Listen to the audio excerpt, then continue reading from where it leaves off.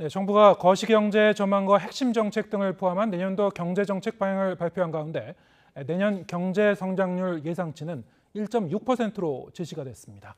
쇼미더 경제 시간 박정호 명지대 특임 교수와 함께 자세한 얘기 나눠보겠습니다. 안녕하세요. 예, 안녕하세요. 네, 정부가 내년 경제 관련 주요 지표를 이제 밝혔는데요. 참으로 이제 추운 겨울이 다가오고 있는 것 같습니다. 특히 내년 같은 경우에는 경제가 상반기 이후에도 뭐 상당히 좀 암울한 것 같습니다. 어떻게 보셨습니까?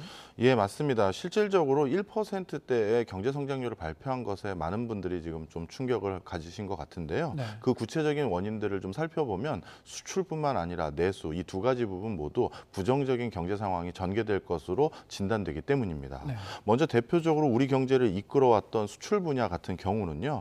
통관 수출 기준으로 원래 통상적으로 한 6.6% 정도 될 것이 4.5% 마이너스 수준으로 떨어질 것으로 보여지고요. 그다음에 국내 내수 경제를 확인할 수 있는 고용 지표 같은 경우도 올해 같은 경우는 81만 명 정도가 취업자 수가 증가했었었는데 내년에는 10만 명 수준으로 급격히 줄어드는 모습을 확인할 수가 있었습니다. 바로 이런 지금 뭐 CG에서도 나오는데요. 취업자 수 증가 수도 급격히 줄어들었고요. 통관 수출 부분은 아예 마이너스로 전환이 되고 있는 상황입니다. 그렇다면 수출과 내수 모두 부정적인 상황이기 때문에 경제 성장률 자체도 급격히 하방으로 재조정한 것 같습니다. 네. 경제 성장률 전망치 1.6%라는 그 수치 자체가 일단 이게 연말 기준으로 이렇게 그 다음 해를 전망할 때 2% 미만으로 나오는 경우가 거의 없다고 해요. 네, 맞습니다. 실질적으로는 연초에는 좀 어느 정도 희망 섞인 여러 기업들의 계획안들도 있거든요. 그러다 보니까 경제에 대해서 전반적으로 이런 수치들을 추산했었을 때 어떤 회사에서 어떤 성과들을 거둘 것으로 전망되고 이런 것들이 통상 이제 기대치가 좀 있는데 예. 그런데 초기부터 이렇게 1%대를 전망했다는 것은 글쎄 모르겠습니다만 뭐 한 2023년 결국 말이 됐었을 때는 예. 지금 제시된 숫자보다도 더 실질적인 성장률은 더 낮아질 가능성도 있겠죠. 더 낮아질 가능성이 있다. 네. 네. 특히 이제 전반적으로 경기 이제 침체가 예상이 되고 그러다 보니까 이제 금융시장, 부동산 시장도 좀 혼란스럽거나 상당히 좀 부진할 것으로 예상되는 측면이 있죠. 그래서 정부가 오늘 그 발표 내용 중에서 경착륙을 막기 위해서 부동산 이제 규제 완화책을 내놓은 게 있었습니다. 어떻게 보셨습니까? 예, 크게 만화책이 두 가지 요소인 것 같습니다. 세제 완화를 해주는 게 있고요. 네. 그리고 부동산 시장을 다시 활성화시키기 위해서 대출을 또 더 추가적으로 해줄 수 있는 여지를 늘리는 두 가지 요소였습니다. 먼저 대표적으로 부동산 투기를 억제하기 위해서 취득세, 중과세율을 적용했던 그것을 대폭 낮추는 내용이 여기 포함되어 있고요. 그리고 가장 핵심적인 것은 그동안은 다주택자들을 투기 세력이라고 봐서 네. 규제 대상으로 삼았던 것이 이번에는 그것을 대표적으로 아파트를 공급해 줄 수 있는 사람 또는 새로운 아파트를 사줄 수 있는 사람으로 규정해서 다주택자들이 일부 추가적으로 집을 구매하거나 했었을 때도 중과세를 적용하거나 이런 것들을 유예해 주는 내용들이 포함이 되어 있습니다. 네. 뿐만 아니라 새로 아파트를 장만하겠다는 사람들에게 대출 한도를 더 늘려주는 등 이런 것들이 대거 포함되어 있는데요. 이런 것들은 물론 기존의 부동산 정책에서 180도 바뀐 분야이기 때문에 예. 부분이기 때문에 많은 분들이 정말 깜짝 놀랄 이슈이긴 합니다만 지금 시장의 상황을 봤었을 땐 이러한 정책만으로 얼어붙고 있는 부동산 시장을 다시 달래기에는 조금 제한된 것이 아닌가라는 의견이 더 많은 것 같습니다. 네. 결국에 이 다주택자에 대한 규제를 확 풀어버리겠다라는 거는 이제 취득세와 양도세를 이제 사실상 폐지하는 방향으로 이제 가는 것 같은데 지금 말씀하신 대로 기존에 이제 집들을 좀 사라. 다주택자들이 뭐 아파트 내놓은 거 좀 사서 이제 수요를 좀 일으키려고 그러는 거 아니겠습니까? 예, 네. 맞습니다. 근데 이 정도는 역부족일 것이다. 경착륙을 막는데. 예, 지금 분위기가 추가적으로 주택 가격이 하락한다라는 어떤 확신이 시장에 형성된 것 같아요. 네. 그러면 세제 혜택을 이렇게 준다고 하더라도 조금 더 값이 싸졌을 때 구매하겠다라고 구매 시점을 더 늦출 수가 있는 여지가 있고요. 예. 만약에 이것으로 부동산 시장이 충분히 달래지지 않았을 경우에는 추가적인 세제 지원이라든가 대출 지원 이런 것들이 또 추가적인 후속 발표가 있는 게 부동산 시장의 통상적인 수순이거든요. 네. 그러다 보니까 이 다음 발표까지 기다리는 어떤 대기 수요들이 더 늘어나다 보니까 사실 지금 다주택자를 희망하시는 분들이 새로 미분양되는 아파트를 좀 구매해 주시거나 누군가는 급매로 물건을 내놨을 때 그걸 누가 사줘야 되는데 예. 그걸 좀 해주길 바라는 건데 지금까지의 심리적인 기조를 봤었을 때는 거래량이나 이런 걸 봤었을 땐 조금 더 기다리는 관망세가 더 높아 보입니다. 네.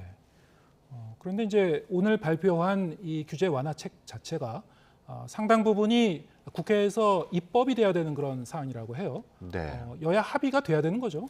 맞습니다. 아직까지는 여야 합의까지 이루어진 발표 내용은 사실은 예. 아닙니다. 그런데 지금 부동산 시장 자체가 얼어붙기 시작하면서 지금 내년 상반기부터 가장 크게 우려되는 산업 부분이 건설 부분입니다. 네. 지금 건설 부분이 지방에 있는 도급순위 그 중상위권 건설회사부터 부도나 이런 소식들이 조금씩 들려오기 시작하는데요.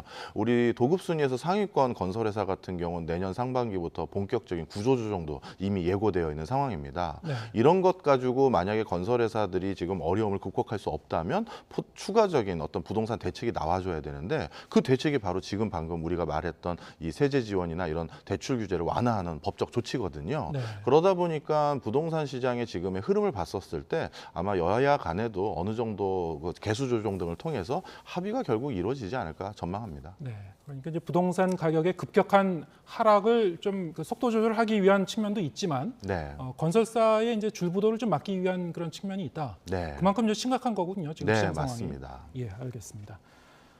이제 물가 얘기도 해보겠습니다.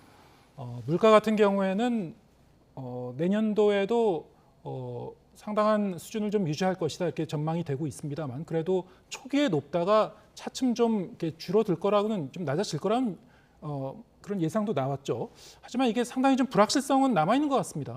예, 맞습니다. 일단 놀라웠던 것은 요즘 최근 이제 물가와 관련돼서 연구하는 많은 학자분들께서 이 ICT 기술을 기반으로 정보 접근성이 높아진 것이 예. 많은 경제 주체들이 물가 상승을 대비하는 그러니까 거래처를 바꾼다든가 새로운 수급처를 얻는 것을 통해서 물가 상승률이 급격히 낮아지는데 분명 기여한 것은 사실이다라는 걸 인정하고는 있습니다. 네. 하지만 아직까지 물가 상승을 유발했던 여러 요인들이 그 근본적으로 제거되지 않은 상태거든요. 네. 가장 대표적으로 러시아 우크라이나 전쟁 같은 경우는 요즘은 확산의 그 국면까지 전개되는 게 아닌가 우려되는 상황이고요.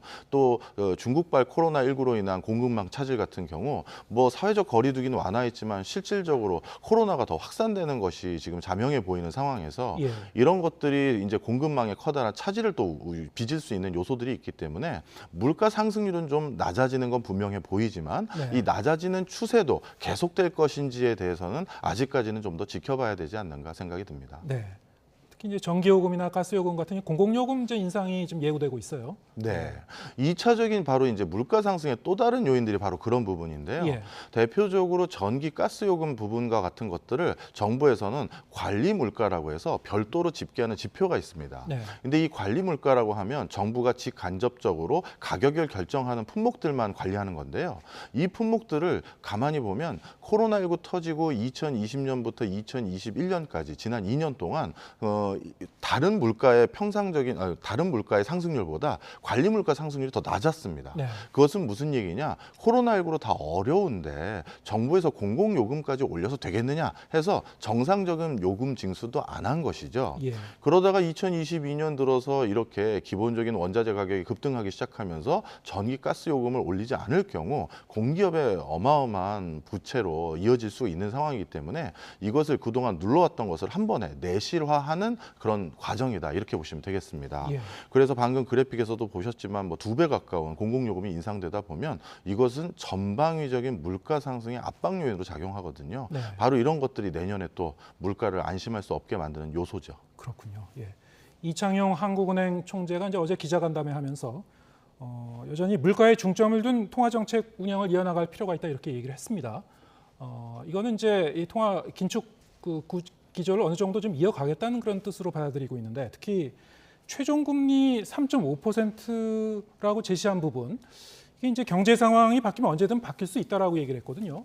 자, 이건 어떻게 해석해야 될까요? 네, 일단 불확실성이 그만큼 높기 때문에 네. 우리가 무엇도 지금 명확하게 예고할 수 없다라는 의미가 첫 번째고요. 네. 그다음 두 번째는 지금 전 세계적으로 물가가 확연히 잡혔다라는 시그널을 어디서도 볼 수가 없습니다. 그렇다면 물가가 추가적으로 안 잡힌다고 했었을 땐 이 물가 상승률이라는 게 한번 고착화되면 이것도 한 번 끄기가 정말 어려워지거든요. 예. 그렇다면 한 번 더 고강도의 긴축으로 전환될 수 있는 여지가 있다는 걸 설명하신 것 같고요. 네. 그리고 그리고 또 한 가지가 바로 환율 부분입니다.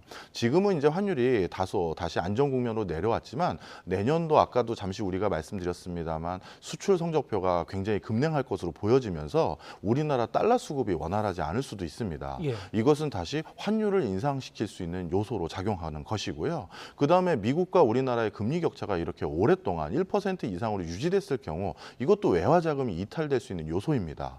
그러면 다시 환율이 급등하게 되면 우리 하는 입장에서는 금리를 다시 더 추가적으로 재인상할 수 있는 요인이 하나 더 생기는 거거든요. 이런 상황들이 발생할 수 있다라는 걸 여지를 남겨두신 발언인 것으로 보여집니다. 네.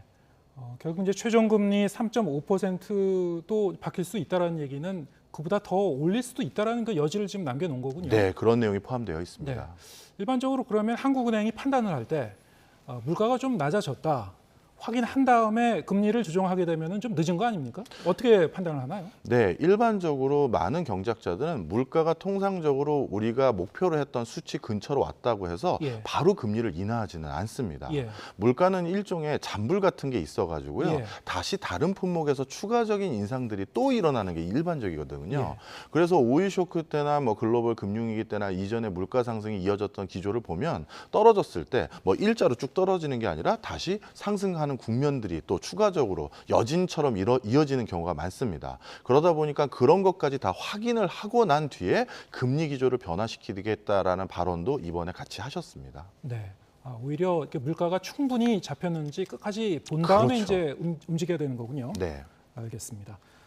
그런가 하면은 그 일본이 사실상 이제 이 금리를 올렸어요. 그동안 선진국 중에서는 거의 유일하게 초저금리 이 기조를 고수해 왔는데 상당히 좀 갑작스러운 결정이었던 것 같습니다. 네, 사실 요즘 일본의 경제 상황을 보면 일본 경제가 이렇게 취약해졌나라는 시그널을 여기저기서 보게 됩니다. 예.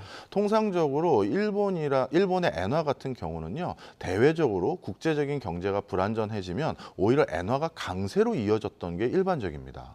지금 같은 경우도 국제적인 경제 상황이 안 좋아졌을 때는 원래 엔화가 강세가 돼야 되는데 그런데 엔화를 더 이상 또는 일본 경제를 더 이상 안전한 국가, 안전한 통화로 보지 않는다는 것이죠. 네. 그러다 보니까 최근 엔화가 급격히 떨어졌는데 이 형국은 어느 정도냐 하면요. 일본에서 엔화 가치가 심리적 저지선이 145엔 정도 됩니다. 예. 이 145엔을 넘어섰던 적이 딱 두 번 있었었는데요. 바로 일본의 경제가 버블이 터졌던 1990년 하고요. 그리고 1998년 우리나라 IMF 외환위기를 비롯한 아시아 금융위기 때 일본이 금융자본이 많이 투여됐던 곳에서 위기가 생기니까 이렇게 엔화가 급격히 떨어졌던 적이 있었는데요. 네. 이번에 145엔이 깨졌습니다. 예. 그래서 일본이 전격적으로 금리를 올릴 자신감마저 없어서 어떻게 했느냐? 외환 시장에 직접 개입을 해서 예. 우리나라 돈으로 한 30조 원 정도의 달러를 풀었는데요. 이렇게 달러를 많이 푼 적은 24년 이래 처음이고요. 그리고 그 양도 이렇게 많은 적은 처음입니다. 그래서 145엔을 저지하려고 했는데 다시 불과 몇 주 안에 150엔을 돌파하려고 하니까 추가적으로 다시 50조 엔을 또 풀었습니다. 예. 그리고 그걸로도 또 150엔을 저지를 못하니까 한 번 더 푸른 것으로 추정이 되는데요. 그만큼 일본 경제가 지금 코로나19를 완벽하게 극복하지 못했기 때문에 금리를 올릴 수는 없는 상황에서 환율을 막기 위해서 직접적인 달러를 푸는 이런 형태로 기형적인 형태로 대응을 해왔다가 드디어 더 이상 엔저 현상을 이렇게 달러를 막대하게 풀면서 저항할 수가 없기 때문에 울며 겨자 먹기로 기준금리를 올리기 시작한 것으로 보여집니다. 네, 그렇군요. 그러면은 이게 이제 우리 환율에는 어떤 영향을 줄 것인가? 일단 그 원달러 환율 같은 경우에 이 원화의 가치는 그럼 엔화 가치하고 같이 가는 겁니까?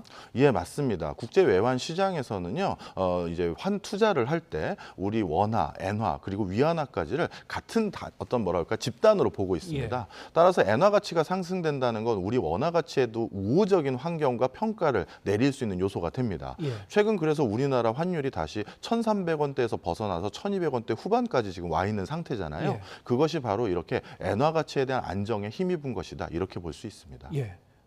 오늘 원달러 환율도 지금 하락 추세인데 그러면 이 엔화의 영향으로 앞으로는 좀 더 이 환율이 내려갈 가능성이 있다고 전망하십니까? 그런데 일본과 우리 경제가 워낙 지금 수출 상황이 취약한 상황으로 바뀌고 예. 수출에 의존하는 두 나라의 입장에서는 지금 앞으로 다시 환율이 불확실하게 여겨지고 그래서 다시 또 올라갈 개연성도 상당히 많습니다. 알겠습니다. 환율 변동성은 당분간 좀 커지겠군요. 예. 알겠습니다.